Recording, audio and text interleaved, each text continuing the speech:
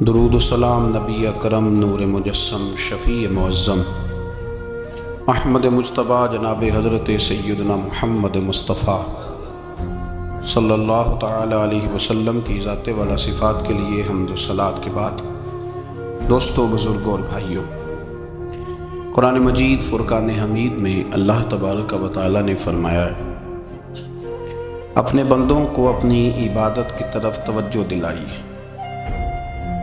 اپنے بندوں کے دلوں میں عبادت کا شوق، ذوق اور نظریہ پیدا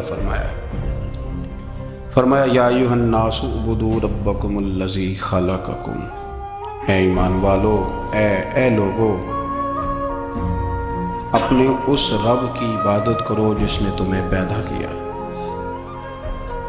والذین من قبلکم، اور ان لوگوں کو بھی پیدا کیا ہے جو تم سے پہلے تھے، تمہیں عبادت کا نفع یہ ملے گا لعلکم تتقون، کہ تم پرہیزگار ہو جاؤ گے۔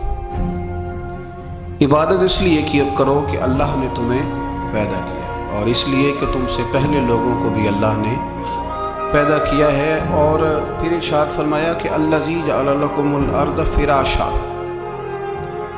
وہی رب ہے جس نے تمہارے لیے زمین کو فرش بنایا، والسماء بنا، اور آسمان کو چھت بنایا، وانزل من السماء ماء فاخرج به من الثمرات رزقا لکم، زمین کو فرش بنایا، آسمان کو چھت بنایا، پھر آسمان سے پانی برسایا جس کے ذریعے پھل نکالے، اور وہ بھی کسی اور کے لیے نہیں، رزقا لکم، تمہارے رزق کے لیے، وہ بھی تمہارے رزق کے لیے، یہ ساری نعمتیں تمہیں دی ہیں، اب فلا تجعلوا للہ اندادا، اب تم اللہ کے ساتھ کسی کو شریک نہ بناؤ، وانتم تعلمون، اور تم جانتے بھی ہو، تمہیں خبر بھی، تمہیں پتہ ہے کہ عبادت اللہ کی کرنی چاہیے، تمہیں پتہ ہے کہ نماز پڑھنی چاہیے، تم جانتے ہو کہ نوافل ادا کرنے چاہیے، تمہیں پتہ ہے کہ سجدے آنکھیں بند کر کے جھوٹ کی زندگی جی کے، اپنے ساتھ بددیانتی کر کے، دھوکہ دے کے، اپنے آپ کو دائیں بائیں، اپنے آپ کو کہیں مصروف رکھ کے کچھ وقت ضائع تو کر لیتے ہو، پر تمہیں پتہ تو ہے نا کہ عبادت اللہ کی کرنی، تمہیں اس کی خبر ہے۔ فرمایا اس رب کی، دیکھیں نا، انسان پر اگر کوئی شخص نیکی کر دیتا ہے، احسان کر دیتا ہے، تو انسان اس کے سامنے پھر گردن نہیں اٹھا سکتا، یار یہ میرے مشکل وقت کا دوست ہے، اس نے میرے ساتھ نیکی کی، کبھی بھی گردن نہیں اٹھائے گا، جھکا کے رکھے گا۔ تو اگر عام کوئی نیکی کر دے تو اس کے سامنے انسان کبھی گردن نہیں اٹھاتا، تو جو رب ساری نعمتیں عطا فرمائے، جو کہے کہ تیری تخلیق میں نے کی، تجھ سے پہلوں کو بھی پیدا میں نے کیا، تیرے لیے زمین کا بچھونا بھی میں نے بچھایا، آسمان کی چھت بھی میں نے لگائی، تیرے لیے زمین سے ساری اناج کو، پھل کو، کھیتیوں کو نکالا بھی تیرے لیے، اب تو اس طرح کر کہ تو میری عبادت کر، تو میری بارگاہ میں جھک جا۔ بہت سارے نشے لوگوں کو لگے ہوئے ہوتے ہیں، ہر آدمی کوئی نہ کوئی نشہ کرتا ہے، کوئی دولت کا کرتا ہے، کوئی شہرت کا کرتا ہے، کوئی اپنی تعریف کا نشہ کرتا ہے، دو چار لوگوں سے تعریف سن کے مطمئن ہو جاتا ہے۔ ناراض تو نہیں ہو گیا اس جملے سے؟ آپ کرتے ہیں لوگ دولت کا نشہ، یہ جب نقصان ہوتا ہے تو بندے بیمار نہیں ہو جاتے، پیسے ڈوب جاتے ہیں تو لوگ بیمار نہیں ہو جاتے، تو اس کا مطلب یہ ہوتا ہے کہ نشہ ٹوٹ گیا ہے۔ اب بہک ہوئے ہیں نا تھوڑے سے تو کانپتے ہیں، تڑپتے ہیں، پریشان، نشہ ہی اسی طرح ہی کرتا ہے نا، نہیں ملتا تو پریشان ہوتا ہے۔ یہ سارے نشے ہیں، مختلف قسم کا نشہ، ہم مانتے نہیں اس بات کو، تسلیم نہیں کرتے، کیونکہ تسلیم کرنا بڑا مشکل کام ہے، اس کے لیے تو بڑی ساری چیزیں جو ہیں وہ دبوچ کے اور بڑی سارے رستے پھلانگ کے آنا پڑتا ہے، تو بڑا مشکل ہے ماننا، ورنہ کرتے ہیں ہم، ہمارا مزاج ہے۔ یہ گھومنے پھرنے کا، دنیا دیکھنے کا بھی ایک نشہ ہے، یہ بہت ساری باتیں کرنے کا بھی ایک نشہ ہے، گپ شپ کا بھی ایک نشہ ہے، دو چار لوگوں کی جب تک پگڑیاں نہ کھول لیں، بعض لوگوں کو نیند نہیں آتی، یہ غیبت کا، چغلی کا، بددیانتی کا، یہ بھی ایک نشہ ہے۔ اس پر ملا رومی رحمۃ اللہ نے بڑا کلام لکھا ہے، وہ کہتے ہیں مانگ کے کھانے کا بھی نشہ ہے، مانگ کے کھانے کا بھی نشہ ہے۔ وہ کہتے ہیں کہ ایک بھیک مانگنے والی خاتون تھی، تو بادشاہ کے پاس بھیک مانگنے آئی، تو بادشاہ کو پسند آ گئی، اس نے شادی کر لی۔ اب اس کو عادت تھی بھیک مانگ کے کھانے کی، تو وہ کنیزوں سے کہا کرتی تھی کہ فٹافٹ نہ روٹی لے کے آیا کرو، میں 2-3 دفعہ مانگوں تو پھر لایا کرو، کیونکہ ایک نشہ ہے نا، تو میں مانگوں 2-4 دفعہ تو پھر۔ تو انسان بہت سارے نشے کرتا ہے، یہ مانتا نہیں، یہ موبائل، یہ فیس بک، یہ سارے نشے ہی ہیں۔ اپنی فوٹو لگا لینا، سارا دن اسی کو دیکھتے رہنا۔ اور بڑے بڑے سیانے بندے جو وزادار ہیں، بڑے وزادار لوگ ہیں، لیکن وہ بھی سنجیدگی کے قائل نہیں، اس طرح کے نشوں کا شکار ہیں۔ یہ سارے نشے ہیں جو ہم نے پال لیے۔ ہمارے صوفیاء، ہمارے بزرگ فرماتے ہیں کہ تم اس طرح کرو، اگر سارے نشوں سے بچنا چاہتے ہو تو سجدے کا نشہ شروع کرو، سجدے کا نشہ شروع کرو۔ یہ نا اقبال کہتے ہیں وہ عطار ہو، رومی ہو، رازی، آپ بات کو سمجھیں، عطار ہو، رومی ہو، رازی ہو، غزالی ہو، کچھ ہاتھ نہیں آتا بے آہ سحرگاہی۔ کہتے ہیں بہت بڑا صوفی ہو جیسے فرید الدین عطار تھے، بہت بڑا تصوف کا امام ہو جیسے امام غزالی، بہت بڑا تفسیر کا استاد ہو جیسے امام رازی ہو، عطار ہو، رومی ہو، رازی ہو، غزالی ہو، پر کچھ ہاتھ نہیں آتا بے آہ سحرگاہی۔ اگر سویرے اٹھ کے روتا نہیں نا اللہ کی بارگاہ، اگر تہجد نہیں نہ پڑھتا تو کچھ ہاتھ نہیں آتا بے آہ سحرگاہی، پھر اس کو کوئی چیز نصیب۔ میری بات کی سمجھ آ رہی ہے آپ حضرات؟ جب تک آپ سویرے نہیں اٹھتے، آپ اللہ اللہ نہیں کرتے، آپ کو نوافل کا چسکا نہیں، عبادت کا مزہ نہیں، فرمایا میری عبادت کرو، یہ شوق پیدا کرو، میں نے تمہیں پیدا کیا ہے۔ ہم لوگوں کے نشے مختلف نشے، بڑا عجیب رنگ ہے۔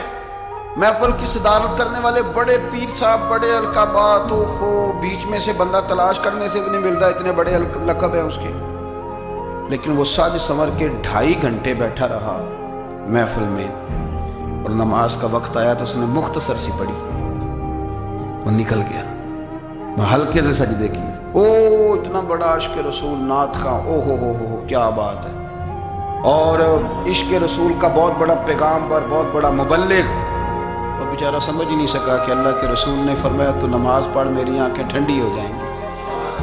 تو یہ نشے کے عادی تو ہیں پر حقیقت کے قائل نہیں ہیں۔ یہ بس ٹھیک ہے، خوابوں کی دنیا میں لوگ زندہ ہیں، پر جن کو یہ جو نشہ تھا نا عبادت کا، یہ میرے رسول پاک کی چاہت ہے، یہ میرے نبی کریم علیہ السلام کی۔ آپ دیکھیں نا حضور مہینوں جا کے غار حرا میں بیٹھتے، کیا وہاں تبلیغ کرتے تھے؟ کوئی کتاب لکھتے تھے؟ رسول کریم علیہ السلام مہینہ رہتے غار حرا میں، کوئی نہ مجھے دیکھے، کوئی نہ مجھے ملے۔ حضور یہاں کیا ہے؟ فرمایا میں اپنے رب کی عبادت کروں گا۔ نبی کریم علیہ السلام نے سجدوں کے ساتھ پتھروں اور پہاڑوں کو آباد کر دیا، سجدوں کے ساتھ۔ آپ کا سجدہ آپ کو بہت ساری چیزوں سے چھڑا لیتا ہے، یہ بہت ساری جگہوں سے جھکنے سے بچا لیتا ہے۔ صوفیاء، اولیاء یہ کیا کرتے تھے؟ یہ سجدے کا ذوق ہی تو پیدا کرتے تھے، سجدے کا ذوق۔ شاہ عبدالعزیز دباغ رحمۃ اللہ تعالی علیہ اپنے مریدوں سے فرمایا کرتے تھے کہ اگر تم پکے نمازی بن جاؤ نا، تہجد گزار ہو جاؤ، تو میرے پاس آنا جانا چھوڑ دینا۔ عرض کی حضور کیوں؟ فرمایا میں تمہارے اور رب رسول کے راستے میں رکاوٹ نہیں بننا چاہتا، اور میرا مقصود ہے تمہیں وہاں تک پہنچانا۔ جب پہنچ گئے تو پھر میری ضرورت ختم ہو گئی۔ ہاں کبھی وسوس آئے، شک پیدا ہو، تکلیف ہو تو آنا، ورنہ میں نہیں چاہتا کہ میں رکاوٹ بنا رہوں۔ تم اللہ اللہ کرو، اس مالک کو راضی کرو۔ میرے رسول پاک علیہ وسلم نے فرمایا بندہ اللہ کے سب سے قریب اس وقت ہوتا ہے جب وہ سجدے کی حالت میں ہوتا ہے۔ کس کے قریب ہوتا ہے؟ اللہ کے سب سے قریب ہوتا ہے، وہ بڑا نیڑے ہے رب کے، بڑا قریب ہے، اس لیے کہ وہ حالت سجدہ، وہ جب سجدے کرتا ہے نا اس کی بارگاہ میں جب جھک جاتا ہے۔ آپ ذرا سجدے کی کیفیت دیکھیں نا، زبان بھی یہاں ہے، آنکھ بھی یہاں ہے، کان بھی، عقل بھی ساری، اس نے سارا کچھ رکھ دیا سجدے۔ آپ وہ کبھی پیچھے جائیں تو دیہاتوں میں کہا جاتا تھا ناک سے لکیریں نکالو، بہت بڑی سزا ہوتی تھی نا، ناک سے لکیریں نکالو، بڑی سزا ہوتی تھی۔ تو اس نے کہا مالک مجھے کسی نے کہا نہیں، پر دیکھنا میں نے رکھ دی ساری عقل سجدے میں، اور رکھ کے کہا کیا سبحان ربی یا اللہ، اللہ میں پست ہوں تو اعلیٰ ہے، اللہ تو میرا رب ہے اور تو سب سے اعلیٰ اتنا۔ اور فرمایا جب یہ اس کیفیت میں ہوتا ہے تو پھر یہ اپنے رب کے قریب ہوتا ہے۔ کثرت عبادت نوافل، ہمارے ہاں عمرے کی قرآن اندازی محفلوں پہ ہونے لگ گئی ہے، حالانکہ حدیث سے ثابت نہیں۔ میں دوستوں سے کہتا ہوں جائز ہے، کرنی چاہیے، عمرے کی قرآن اندازی جائز ہے، پر کسی حدیث میں نہیں آئی کہ قرآن اندازی کرو عمرہ کرو۔ حدیث میں قرآن اندازی یہ آئی ہے کہ نبی پاک علیہ السلام نے فرمایا تمہیں پتہ چل جائے نا پہلی صف کا ثواب کتنا ہے، تم قرآن اندازی کرو۔ عمرے کی قرآن اندازی کا تو پوسٹر چھپتا ہے، تو یہ والی قرآن اندازی کب ہونی ہے؟ ہونی چاہیے کہ نہیں؟ حضور نے فرمایا تمہیں پتہ چلے کہ اس کا ثواب کتنا، تو تم قرآن اندازی کرو، تم قرآن ڈالو۔ جب آپ نماز پڑھ رہے ہوتے ہیں، جب آپ کا مصلی آباد ہوتا ہے، صلاح الدین ایوبی ایک بزرگ سے ملاقات ہو گئی، بیت المقدس پر قبضہ تھا عیسائیوں کا، تو صلاح الدین بڑے پریشان تھے۔ بابا جی کہنے لگے پتر کیا ہوا؟ کہنے لگے حضور پتہ چلا ہے دشمن کے 2 بحری بیڑے اسلحہ لے کے آ رہے، مسلمان پہلے ہی کمزور ہیں، اور اب اگر 2 بحری بیڑے اور آ گئے تو حضور مسئلہ بن جائے گا۔ تو میں پریشان ہوں کہ کس طرح یہ کم مسئلے والی ہماری فوج ہے کیسے مقابلہ کرے گی۔ تو بابا جی کہنے لگے پتر اس طرح کرنا، آج رات تو بھی دعا کرنا اور میں بھی کروں گا، تو بھی دعا کرنا، آپ ناراض نہ ہونا، ہم تو پیروں والے ہیں، ہم تو پیروں کے نوکر غلام ہیں، ہمارا تو گزارا ہی نہیں، ہمیں تو ملتا ہے سارا کچھ وہاں سے۔ پر میرا سوال یہ ہے کہ تعویذ لینے جاتے ہو نفل کیوں نہیں پڑھتے؟ رات اللہ اللہ کیوں نہیں کرتے؟ یہ بھی تو ہمارے بزرگوں کا ہی طریقہ ہے، انہوں نے تو ہمیں سکھایا ہے۔ صلاح الدین ایوبی سے بزرگوں نے کہا کہ رات آج نا اللہ اللہ کرنا، تو میں تیرے لیے دعا کروں گا، تو بھی دعا کرنا۔ تو بندہ جب دکھی ہوتا ہے تو سجدہ کرتا ہے، تو پھر ہی تو مصلی بھیگ جاتا ہے، پھر ہی تو مزہ آتا ہے۔ سکھی بندہ تو کعبے جا کے نہیں روتا، دکھی تھے، تکلیف تھی، تو سر رکھا سجدے میں تو تڑپ گئے۔ اور وہ بابا جی کہتے ہیں میں مسجد آیا تو صلاح الدین چیخیں مار کے رو رہا تھا اور کہہ رہا تھا مالک میں کوئی اپنی شان کے لیے تو نہیں نہ لڑ رہا، اللہ کو میں کوئی قبضوں کے لیے تو نہیں لڑ رہا، مالک تیرے لیے لڑ رہا ہوں، مجھے بے آبرو نہ کرنا، میری مدد فرمانا۔ کہتے ہیں میں آیا تھا کہ مسجد میں دعا کروں گا، پر صلاح الدین ایوبی کو روتے دیکھا تو میں لوٹ گیا۔ تو سویرے صلاح الدین ملے تو بڑے خوش تھے، میں نے کہا پتر کیا ہوا؟ کہنے لگے حضور وہ بحری بیڑے 2 آ رہے تھے نا اسلحہ لے کے، دونوں ڈوب گئے پانی میں ڈوب گئے۔ تو بابا جی کہنے لگے صلاح الدین وہ پانی میں نہیں ڈوبے، وہ تیرے آنسوؤں میں ڈوب گئے، وہ غرق ہو گئے، وہ جو تو نے مصلی آباد کیا تو وہ تیرے آنسوؤں میں ڈوب گئے، وہ غرق ہو گئے، وہ تباہ، اتنے قیمتی تھے تیرے آنسو کے بہا لے گئے دشمن کے بحری بیڑوں کو۔ میرے بھائی ٹھیک ہو گیا، میرے عزیز سمجھ لیں اس بات کو ہمیشہ کے لیے، اور اس پر غور کر لیں اچھے طریقے سے کہ میرے رسول کریم سید عالم صلی اللہ علیہ وسلم نے نا ہماری توجہ دلائی، حضور نے ہمیں بتلایا، ہمارا ذوق بڑھایا عبادت کی طرف۔ ایک صحابی تھے حضرت ابو فاطمہ رضی اللہ تعالیٰ عنہ، یہ ترمذی شریف کی حدیث ہے۔ نبی پاک علیہ السلام نے فرمایا ابو فاطمہ قیامت کے دن مجھ سے جلدی ملنا چاہتے ہو کہ دیر کے ساتھ؟ تو کہنے لگے حضور کون ہوگا جو دیر سے ملنا چاہے گا؟ ہم نے تو جان دے دی وعدہ دیدار پر۔ اعلیٰ حضرت فرماتے ہیں جان دے دی وعدہ اور نقد اپنا دام ہو ہی جائے گا۔ مجھے لگتا ہے کہ یہ سودا نقد و نقد ہو جانا ہے، چونکہ ہم نے جان دے دی وعدہ دیدار پر۔ آپ نے وعدہ کیا تھا کہ مریں گے تو پھر زیارت ہوگی، تو مر گئے ہم زیارت کی خاطر۔ جان دے دی وعدہ دیدار پر، تو نقد اپنا دام ہو ہی جائے گا۔ اے رضا ہر کام کا ایک وقت ہے، دل کو بھی آرام ہو ہی جائے گا۔ تو حضرت ابو فاطمہ رضی اللہ تعالیٰ عنہ سے نبی پاک صلی اللہ علیہ وسلم نے فرمایا جلدی ملنا چاہتے ہو کہ دیر سے؟ عرض کی حضور فٹافٹ ملنا ہے، میں نے قیامت کے دن آپ سے جلدی ملنا ہے۔ تو نبی پاک علیہ السلام نے فرمایا پھر اس طرح کرنا، دنیا میں رہ کے سجدے زیادہ کرنا، پھر سجدے زیادہ کرنا، قیامت میں ملاقات جلدی ہو جائے، قرب ملے گا تمہیں۔ اپنے بچوں کے اندر دیکھیں نا، ہم شوق پیدا کرتے ہیں، ہمیں صحیح لفظ نہیں بولنے آتے پر ہم بچوں میں شوق پیدا کرتے ہیں کہ پتر ڈاکٹر بن جائے گا تو بڑا نفع کرے گا، تو لوگوں کی خدمت کرے گا، ملک و ملت کی خدمت کرے گا، تیرے ابا کا نام روشن ہوگا، تیرے دادا کی تعریفیں ہوں گی۔ ہم یہ ذوق پیدا کرتے ہیں۔ ہم اپنے نوجوانوں کے اندر یہ فکر پیدا کرتے ہیں، انہیں ہم سمجھاتے ہیں کہ میاں جب تم پڑھو گے، محنت کرو گے تو فلاں آدمی کی طرح تمہارا نام ہوگا۔ یہ جتنا ذوق ہم بچوں کے اندر ان چیزوں کا پیدا کرتے ہیں، ہمیں حکم ہے کسی طرح ہم ذوق پیدا کریں کہ پتر نماز پڑھے گا تو اللہ راضی ہو جائے گا، تو سجدہ کرے گا۔ دیکھیں نا میرے رسول کریم علیہ السلام نے فرمایا 7 سال کے بچے کو مسجد لے کے جاؤ، یعنی اسے شوق دلاؤ، اس کے اندر یہ خاصیت پیدا کرو کہ اس کا دل کرے مسجد میں جانے، اس کے اندر یہ خصوصیات لاؤ کہ وہ ہمارے ہاں نا ہر چیز کو پرموٹ کیا جا رہا ہے، ہر چیز کو، یعنی سر سنگیت سکھانے کے لیے اکیڈمیاں بن گئی ہیں، ہر شے پرموٹ ہو رہی ہے، عبادت کا جذبہ کم ہوتا جا رہا ہے، اللہ کا ذوق ہمارے اندر نہیں رہا۔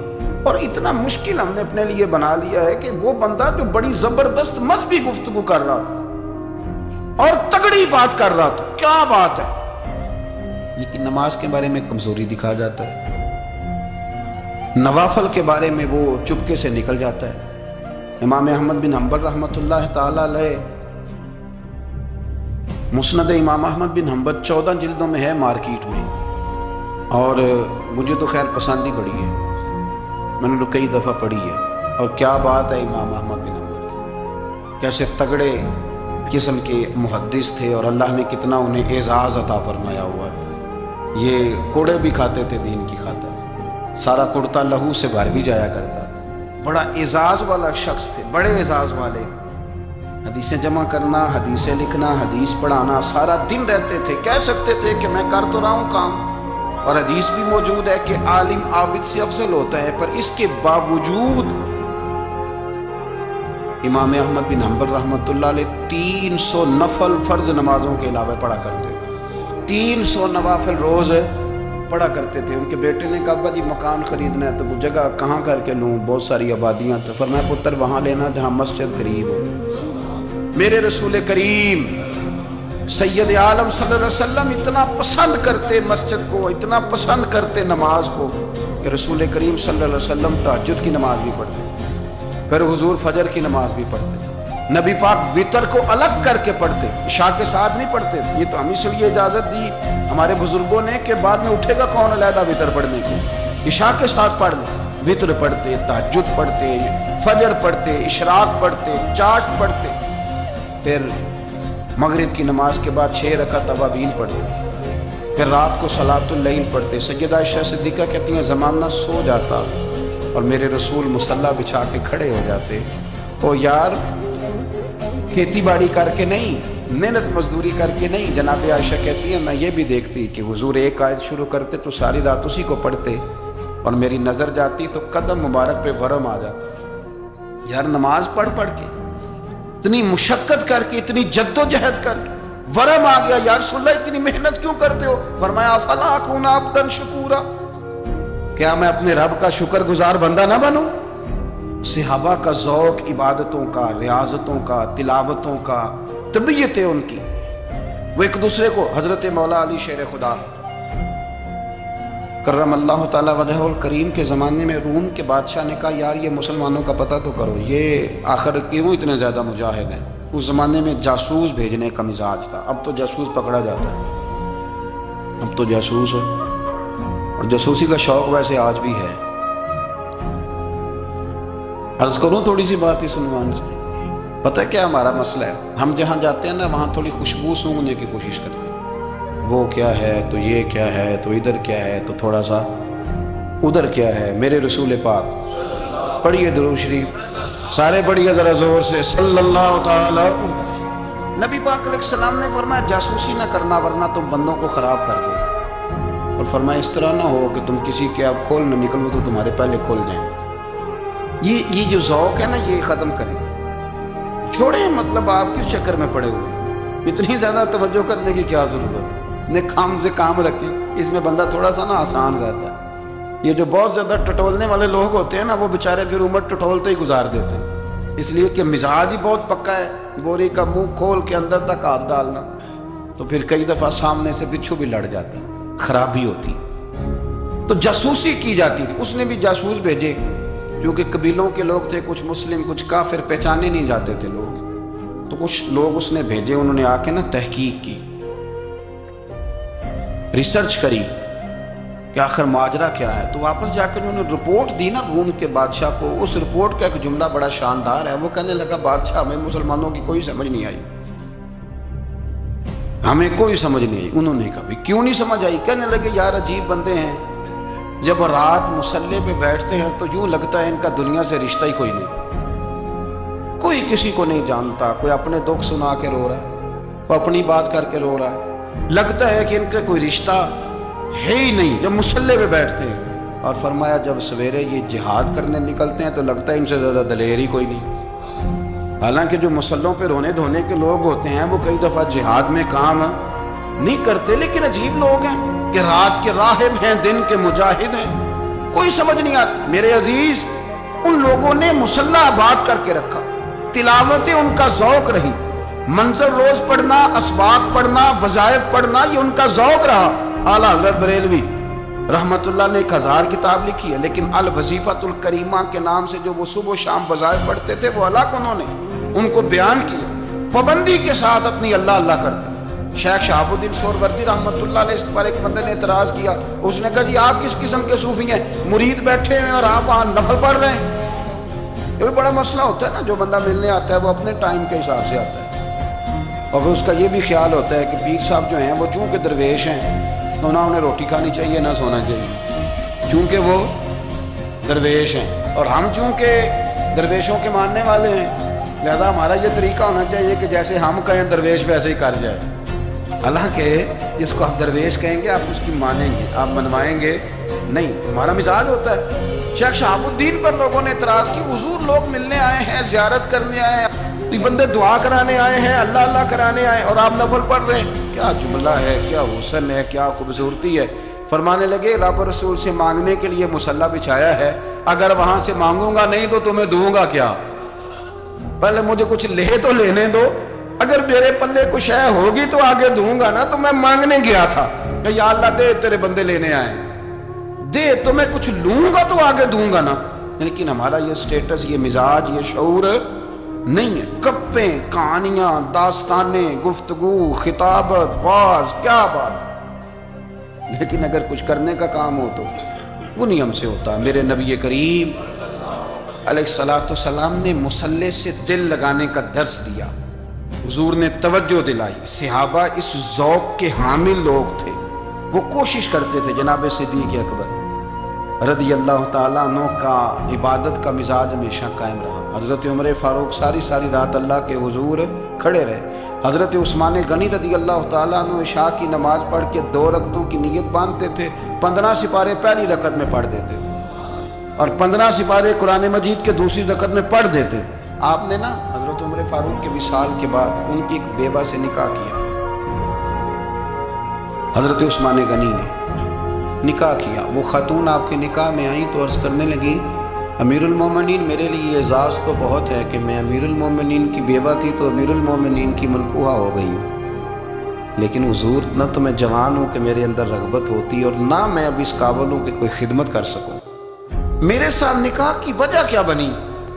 تو عثمان غنی رو پڑے، فرمانے لگے میں نے عمر فاروق کو مسجد میں اپنے رب سے ڈرتے ہوئے دیکھا، میں نے اسے روتے ہوئے دیکھا ہے، عدل کرتے دیکھا ہے، انصاف کرتے دیکھا ہے، امت کی خیر خواہی کرتے دیکھا۔ تمہارے ساتھ نکاح اس لیے کیا ہے کہ تم مجھے یہ بتاؤ کہ عمر فاروق گھر کے اندر اپنے رب کو کیسے راضی کرتے تھے، گھر کے اندر کیسے راضی کرتے تھے، وہ طریقے بتلاؤ، تم بتاتی جانا اور میں بھی اسی طرح گھر میں عبادت کروں۔ میرے رسول کریم علیہ السلام نے ارشاد فرمایا، حضور فرمانے لگے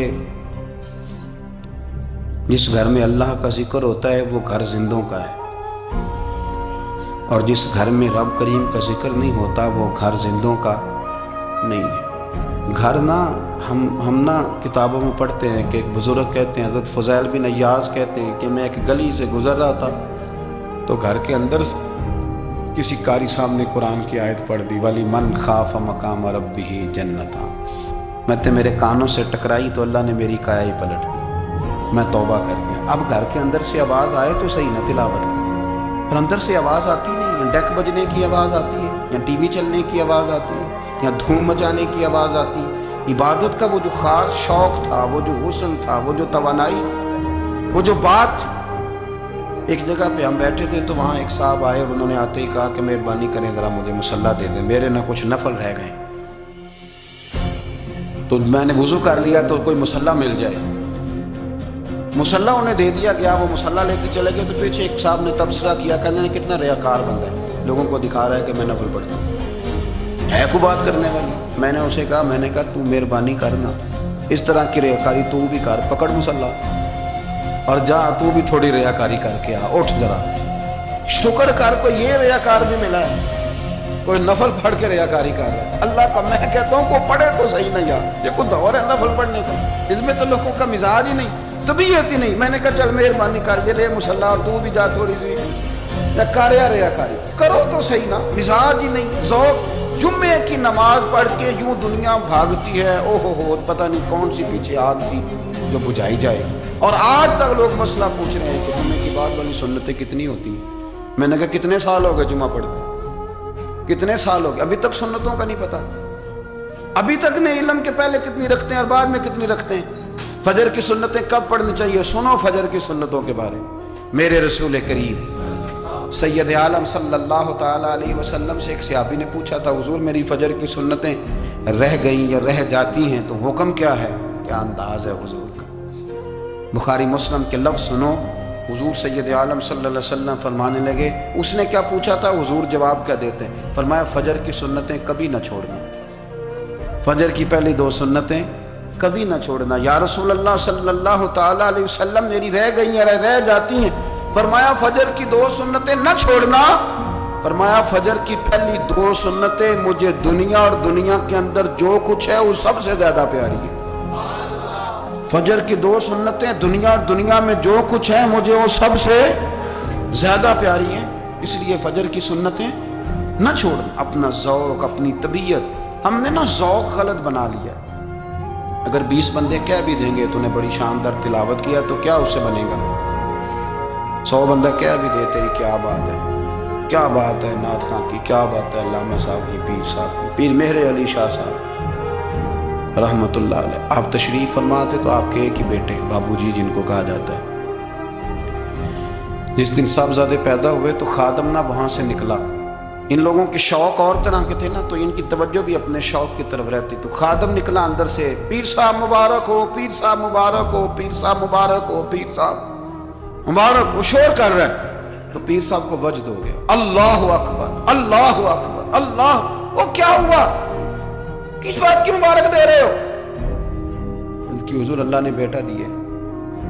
تو آپ فرمانے لگے اچھا حضور آپ کیا ہوا، آپ تو پریشان ہو گئے۔ فرمانے لگے جب تو نے 3 دفعہ کہا نا مہر علی کو مبارک ہو تو میں سمجھا تھا شاید تجھے کسی نے بتا دیا ہے کہ مہر علی سے اللہ راضی ہو گیا، میں سمجھا تھا کہ شاید تو یہ خبر لے کے آیا ہے کہ کسی نے بتایا ہے کہ مجھے آج خبر ملی ہے کہ مہر علی سے رب اچھا پتر ہوا ہے، الحمدللہ اللہ کا شکر ہے، پر میرے لیے مبارک کا دن وہ ہوگا جب میرا رب کہے گا کہ میں مہر علی سے راضی ہوں، میرے محبوب کہیں گے کہ میں مہر علی سے، آپ بات کو سمجھیں، شوق ہی کسی اور طرف تھا، دل ہی کہیں اور لگا ہوا تھا، طبیعت ہی کہیں اور مائل تھی، کوئی وظیفہ پوچھتے تھے تو پڑھتے تھے وہ لوگ، کچھ اللہ اللہ انہیں بتائی جاتی تھی تو کرنے کا ذوق رکھتے تھے، طبیعت تھی، قائل تھے۔ حضرت ربیع کہتے ہیں میں بڑی دور سے سفر کر کے گیا حضرت اویس کرنی سے ملنے، بڑی دور سے، اور جب میں پہنچا تو فجر کا وقت تھا، تو حضرت اویس کرنی کو میں نے پا لیا، تو وہ نماز پڑھ کے نا قرآن شریف لے کے بیٹھ گئے۔ فرماتے ہیں اشراق چاشت کا وقت ہوا تو نفلوں کی نیت باندھ لی۔ محدث ابن الجوزی نے لکھا ہے، فرماتے ہیں پھر جب زوال کا وقت ہوا تو مسجد میں جھاڑو دینے لگا، زور کی نماز پڑھ کے تو عصر کی تیاری تک وہ مسجد میں بیٹھے رہے، اور میرے نبی پاک علیہ السلام نے فرمایا جو نماز کے انتظار میں بیٹھا ہو وہ نماز ہی میں ہے، وہ نماز ہی میں ہے۔ فرمایا میری دنیا میری امت کی جو رہبانیت ہے نا وہ اتنی ہے کہ نماز کا انتظار کرے. اذان کے بعد نماز کا یہ راہب ہیں، یہ اس وقت چھوڑ کے بیٹھے ہیں ذرا کچھ. فرماتے ہیں عصر تک انہوں نے اللہ اللہ کی، پھر مغرب تک کی، عشاء کی نماز ہوئی تو نماز پڑھی تو وہ تھک گئے. اب مجھے وہ فارغ ہوں، مصلی چھوڑے تو میں ملاقات کروں نا. یہ آپ حیران نہ ہو کتنی دیر بندہ کیسے اللہ اللہ کر. ہم نے کی نہیں نا، اس لیے ہم پریشان ہیں. جو عادی ہوتے ہیں وہ کر بھی لیتے ہیں. وہ یہ کام، میری بات کی سمجھ آ رہی ہے؟ جب جاتے ہو کسی دفتر میں تو 8 گھنٹے کھڑے رہ لیتے ہو نا. مجبوری ہوتی ہے تو کھڑے رہا جا سکتا ہے. پاسپورٹ کے دفتر بولیے، امیگریشن کی لائنوں میں، اور میں نے تو ایمبیسیوں میں بندے 12 گھنٹے پہلے جا کے کھڑے دیکھے، رہ لیتے ہیں کھڑے. تو اگر ان کاموں کے لیے رہا جاتا ہے تو اللہ رسول کے لیے بھی کھڑے رہا جا سکتا ہے. تو فرمانے لگے کہ جب عشاء کی نماز کے بعد آخر انسان تھے، تھک گئے، نیند کا غلبہ ہوا تو تھوڑی ایسے آنکھ بند ہوئی تو کھلی تو رونے لگے. حضرت ویسے کر دیا، رو کے کہنے لگے مالک مجھے غافل تو نہ کر، ابھی میں نے کیا بھی کچھ نہیں، دن ختم ہو گیا، کوئی نفل نہیں، کوئی اللہ اللہ نہیں، اللہ مجھے غافل نہ کر، میری مدد فرما. فرماتے ہیں جب وہ روئے تو میرے ساتھ جو شخص تھا، میں نے کہا اٹھو چلیں. کہنے لگا حضور ملنا نہیں. فرمایا جو میں لینے آیا تھا وہ مجھے مل گیا، جو میں ان سے سیکھنے آیا تھا وہ مجھے نصیب ہو گیا، اب اور میں نے کیا لینا، ختم ہو گئی بات، اٹھو چلیں. اللہ کے بندوں نے حضرت ربیہ بن کعب اسلمی رضی اللہ تعالیٰ عنہ فرماتے ہیں، کہتے ہیں جب بنو قریظہ اور بنو نذیر یہودیوں کے ساتھ حضور علیہ السلام نے جنگ کا اعلان فرمایا تو وہ دشمن ہو گئے. ہمیں خطرہ تھا کہ وہ رات کو کہیں محبوب کو تکلیف نہ دیں، تو کچھ لوگ نا تلواریں لے کے نبی پاک کے دروازے پہ پہرے داری کرتے تھے. گن مین رکھنا حرام نہیں، اگر کسی کو واقعی خطرہ ہو تو اس کے لیے سنت بھی ہے. حضرت علی المرتضیٰ تلوار لے کے حضور کے گھر کا پہرا دیتے تھے. حضرت ربیہ بن کعب اسلمی رضی اللہ تعالیٰ عنہ فرماتے ہیں کہ رات میری ڈیوٹی تھی کہ میں حضور کے گھر کا پہرا دوں گا. تو فرماتے ہیں میں باہر سن رہا تھا، ساری رات ہی میرے نبی پاک نے اللہ کی تسبیح پڑھی، ساری رات، کبھی تسبیح، کبھی تحلیل، کبھی تحمید، کبھی تکبیر، ساری رات. فرماتے ہیں ساری رات حضور پڑھتے رہے اور ساری رات ہی میں سنتا رہا. مجھے اونگ آ گئی، میری آنکھ لگ گئی، حضور ابھی پڑھ رہے، میں تھک کے سو گیا. اور فرماتے ہیں جب میری آنکھ دوبارہ سے کھلی تو میرے کانوں میں پھر کوئی چیز گونجی تو میں نے کان لگایا تو میرے حبیب ابھی بھی اللہ کو یاد کر رہے. ساری رات حضور رب کی عبادت کرتے. اسی لیے تو کہا یا ایھا المزمل قم اللیل الا قلیلا. حبیب ساری رات تو نہ جاگا، تھوڑا آرام بھی کر لیجیے گا. میرے بھائی اپنا مصلی، اپنی عبادات، اپنے وظائف، اللہ اللہ جو آپ نے کسی سے سیکھی ہے اس کو کبھی کمزور نہ ہونے دیں. شجرہ شریف جو کسی بزرگ سے آپ لے لیتے ہیں تو کیا رسم ہے کوئی؟ اس پہ کچھ لکھا ہوتا ہے، وہ پڑھنے کے لیے دیا جاتا ہے. اس پہ لکھا ہوتا ہے کہ یہ اللہ اللہ آپ نے کرنی ہے. ساری زندگی کسی اسکول میں داخل ہو گئے اور وہاں جا کے آپ نصاب ہی نہ پڑھیں، کتاب ہی نہ کھولیں تو پاس ہو جائیں گے؟ وہ کہتے ہیں میں 20 سال جاتا رہا ملا کچھ نہیں. تو آپ نے لیا کیا؟ ایک اتنی سی کتاب تھی، اس کو تو کھول کے آپ دیکھ نہیں سکے، اس کے وظائف تک تو رسائی نہ ہوئی. اس لیے کہ اللہ اللہ کرنا مشکل ہے اور تصویر کھنچانا یہ آسان کام ہے. تو جو آسان ہے اس طرف ہماری توجہ لگی رہتی ہے اور جو مشکل ہے اس طرف ہم ذوق پیدا نہیں کرتے. یا ایھا الناس اعبدوا ربکم الذی خلقکم والذین من قبلکم لعلکم تتقون. اے لوگوں اس رب کی عبادت کرو جس نے تمہیں پیدا کیا اور تم سے پہلوں کو پیدا کیا، اس لیے عبادت کرو کہ تم پرہیزگار ہو جاؤ گے. مالک سمجھنے کی توفیق عطا فرمائے.